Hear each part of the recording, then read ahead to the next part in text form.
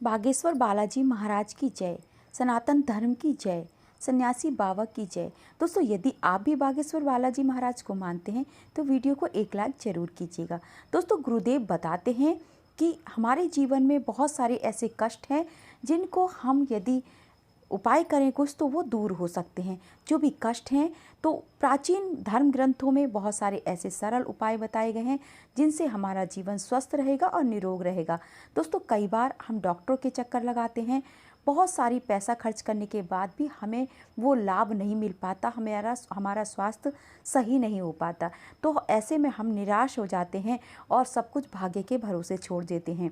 तो गुरुदेव बताते हैं कि इन परेशानियों से बचने के लिए कुछ ऐसे उपाय हैं जो आप अपना सकते हैं। तो ये उपाय आपको कब करने हैं, कैसे करने हैं, किस दिन करने हैं और कौन से ऐसे उपाय हैं, इन सब के बारे में हम आज इस वीडियो में बात करेंगे। तो दोस्तों, गुरुदेव कहते हैं कि हमारे प्राचीन ग्रंथों में कई ऐसे सरल उपाय दिए गए हैं जो रोगों से छुटकारा पाने के लिए लाभदायी हैं। वर्तमान में भाग दौड़ भरे युग में किसी भी रोग से ग्रस्त होने पर बड़ी समस्या का सामना करना पड़ता है। दोस्तों, आप जानते हैं कि कुछ दवाएं रोग निवारण के पश्चात शरीर पर गलत प्रभाव छोड़ती हैं और कुछ दवाएं शीघ्र लाभ नहीं पहुंचाती। ऐसे में रोगों से छुटकारा पाने के कुछ उपाय हैं जो बहुत हद तक लाभकारी साबित होते हैं।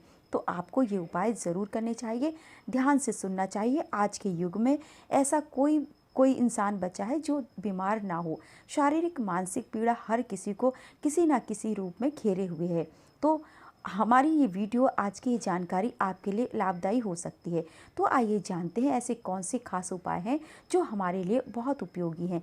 दोस्तों, गुरुदेव कहते हैं कि जिस अकीक पत्थर पर सूर्य अंकित हो, ध्यान से सुनना है आपको, जिस अकीक पत्थर पर सूर्य अंकित हो उसे मंगलवार के दिन गले में धारण कर लेना चाहिए। ऐसा करने से इस अकीक के पत्थर पर जिस पर सूर्य अंकित है उसे गले में धारण करने से यदि सफ़ेद दाग हैं तो वह नष्ट हो जाएंगे। तो दोस्तों, यदि किसी को सफ़ेद दाग हैं तो आप सफ़ेद अकीक का पत्थर गले में धारण कर सकते हैं, लेकिन उस पर आपको ध्यान रखना है कि सूर्य जरूर अंकित होना चाहिए, सूर्य छपा होना चाहिए। दोस्तों, अगला उपाय जो गुरुदेव बताते हैं, प्रत्येक मंगलवार और शनिवार को सायंकाल हनुमान जी के चरणों का सिंदूर आपको ले लेना है। और यदि कोई व्यक्ति बीमार है, पागल है, तो उसके मस्तक पर उसका एक तिलक लगा देना है। ध्यान रखना है, प्रत्येक मंगलवार को और शनिवार को आपको ये उपाय करते रहना है।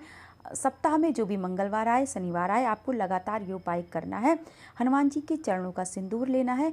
तो यदि कोई व्यक्ति पागल है, उसको कोई दौरे पड़ते हैं या फिर कोई और रोग है, तो आप उसके मस्तक पर सिंदूर का तिलक जरूर लगाएं। ऐसा करने से उसकी ये बीमारी जरूर दूर हो जाएगी। दोस्तों, अगला उपाय जो गुरुदेव ने बताया वो ये है कि आपको ये गुरुवार के दिन करना है। आपको गुरुवार के दिन यानी कि बृहस्पतिवार के दिन आपको ये उपाय करना है। गुरुवार को भेड़ की बाल की अंगूठी बनाकर उसी दिन आपको मध्यमा उंगली में पहननी है और उससे जो आपके दांतों में पीड़ा बनी रहती है वह दूर हो जाएगी। गुरुवार के दिन आपको भेड़ के बाल लेने हैं, उसकी अंगूठी बनानी है और उसी दिन आपको अपनी मध्यमा उंगली में पहननी है। आपको ध्यान रखना, रिंग फिंगर में नहीं पहननी है, बीच की जो बड़ी उंगली होती है मध्यमा उंगली उसमें पहननी है। इससे आपके दांत में बनी रहने वाली पीड़ा समाप्त हो जाएगी। अगला जो उपाय दोस्तों है वो आपको शुक्रवार या मंगलवार को करना है। शुक्रवार या मंगलवार को आपको लोहवान के पौधे की जड़ सूत के धागों में पिरोकर गले में धारण करने से सभी प्रकार की खांसी दूर हो जाती है। लोहवान एक पौधा होता है, ठीक है, उसको आपको उसकी जड़ ले लेनी है और उसे सूत के धागे में पिरो देना है और गले में धारण कर लेनी है। तो यदि आपकी बहुत लंबे समय से खांसी है किसी प्रियजन को या किसी जान पहचान रिश्तेदारों को, तो आप वो जड़ पहना सकते हैं सूत के धागे में बांधकर गले में। शनिवार के दिन आपको अगला उपाय क्या है जो आपको शनिवार के दिन करना है।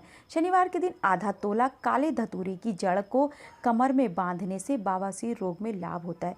दोस्तों, यदि आपको बवासीर की बीमारी है तो आपको आधा तोला काले धतूरे की जड़ लेनी है। आपको किसी भी पंसारी की दुकान पर मिल जाएगी।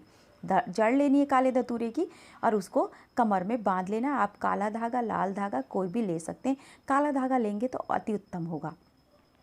अगला उपाय दोस्तों, शनिवार के दिन आपको काले घोड़े की नाल लाकर उसका एक छल्ला बनाकर मध्यमा उंगली में पहनते हैं यदि, तो इससे आपका पथरी का रोग ठीक हो जाता है।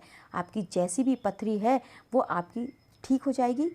पथरी आपकी गलकर खुद ही निकल जाएगी। आपको क्या करना है, शनिवार के दिन काले घोड़े की नाल लानी है और उसका एक छल्ला बनवा लेना है और उसे अपनी मध्यमा उंगली में पहन लेना है। मध्यमा मैंने अभी बताया आपको, बीच की जो बड़ी उंगली होती है उसमें। शनिवार के दिन आपको एक दूसरा उपाय और करना है। शाम के समय आपको भिंडी की जड़ लानी है और उसी समय कमर में धारण कर लेनी है। आंत नहीं उतरेगी। तो दोस्तों, यदि किसी की आंत उतर जाती है, पेट के रोग बने रहते हैं, तो आपको शनिवार के दिन भिंडी की जड़ लाकर उसे काले धागे में बांधकर आप अपने कमर में ज़रूर पहन लें।